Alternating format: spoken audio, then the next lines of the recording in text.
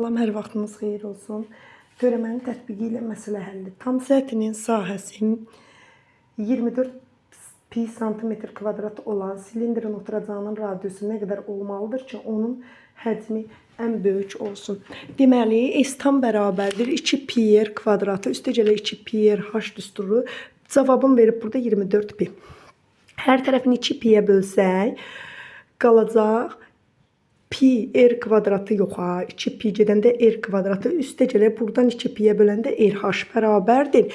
24 pini 2 piyə böləndə pilər ixtisar gedir, qalır 12. Sonra buradan rh bərabərdir 12 çıxılsın r kvadratı, yəni toplamanın əksi çıxmadı axı. H-ı da tapanda 12 çıx r kvadratı bölünsün r. Sonra həcm ən böyük olsun dediyi üçün həcm düsturuna görə V bərabərdir pi r kvadratı h, o da bərabərdir pi r kvadratı vurulsun h-ın yerinə 12 çıxılsın r kvadratı böl r yazacaq. Bunu həll edən zaman və r-lərin biri ixtisar gedəndə vurub açanda eləyir 12 pi r çıxılsın pi r kubu. Baxın, pi r, r-in biri getdi 12 pi r. Biri gedib, biri qalıb. Pi r-i vuranda r kvadratına pi r kubu eləyir. Həcmi ən böyük olsun, yəni bunun törəməsini sıfıra bərabər et deməkdir. Biz də misalı yazıb, qarşısına törəməsini tapırıq. 12 pi r-in törəməsi 12 pi, pi r kubun törəməsi 3 pi r kvadratı bərabərdir sıfıra. Hər tərəfini ixtisar etdikdən sonra 3 piyə böləndə olur 4 bərabərdir r kvadratına, r də bərabərdir 2-yə. İkinci tapşırıqda isə tamamilə bunun tərsini verib, amma düstur olaraq eynidir. Burada deməli həcmin verib 54 pi. V bərabərdir pi r kvadratı h həcm bərabərdir 54 piyə. Buradan r kvadratı h bərabərdir 54-ə, h da bərabərdir 54 böl r kvadratına. Eyni qayda ilə s tam bərabərdir 2 pi r kvadratı üstəgələ 2 pi r h və o da bərabərdir 2 pi r kvadratı üstə 2 pi r h-ın yerinə 54 böl r kvadratı yazacaq. Buradan r ilə r ixtisar gedir.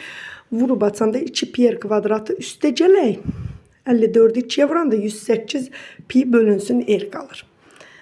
Sonra s tam bərabərdir və bunun törəməsini tam səthən böyük olsun deyirsə, bunun bu dəfə sahəsinin törəməsini bərabər edəcəyik sıfıra. 2 pi r kvadratında bu 2 keçir önə, vurulur 2-yə, olur 4 pi. Dərəcə bir vahid azalır, 2-dən 1 çıxanda 1 qaldığı üçün üstünə yazılmır. 4 pi r. Biz bilirik ki, bu burada ədəddir. 108 pi törəməsi 108-dir. Bunu 1 böl şəklində hesab etdiyimiz üçün bu olur r kvadratı bərabərdir sıfıra. Və biz bunları ixtisar edib çarpaz vurduqdan sonra qalır r çıxılsın 27 bölünsün r kvadratı, çarpaz vuranda r kubu bərabərdir 27-yə, r də bərabərdir 3-ə. Sonra deyir ki, belə bir sual var, baxaq, 48 ədədini elə 2 müsbət ədədin cəmi şəklində göstərin ki, onlardan birinin kubu ilə digərinin kvadratının cəmi ən kiçik olsun. Birinə x yazdıq, birinə 48 çıx x. Səbəb odur ki, bunları toplayanda onsuz da 48 edir. Mənfi və müsbət ixtisar gedir. Birinin kubu, məsələn x-in kubu, digərinin kvadratı 48 çıxılsın x-in bağlanmış kvadratı. Bunun törəməsi ilə gedəcəyik. X kubunun törəməsi 3x kvadratı. Bunu bir əmsal kimi önə keçirəcəyik. Olacaq 48 çıx x.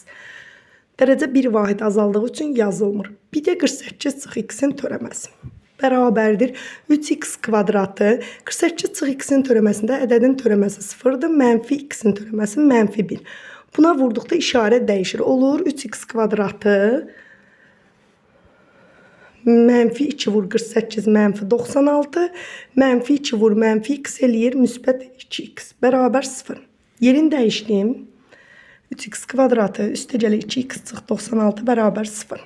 Diskriminantla həll etdikdə 1 plus 3 vurulsun 96 bərabərdir kök altında 289. 289 17-nin kvadratıdır.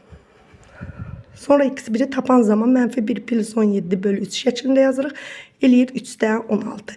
Ədədin biri 3-də 16-dır. İkincini tapmaq üçün 48 çıx x. X-in yerinə 3-də 16 qoyacaq. 48 çıx 3-də 16. 3-ü 48-ə vurub 16 çıxanda 128 eləyir surətdə, məxrəcdə isə 3. Yəni digər ədəd 3-də 128.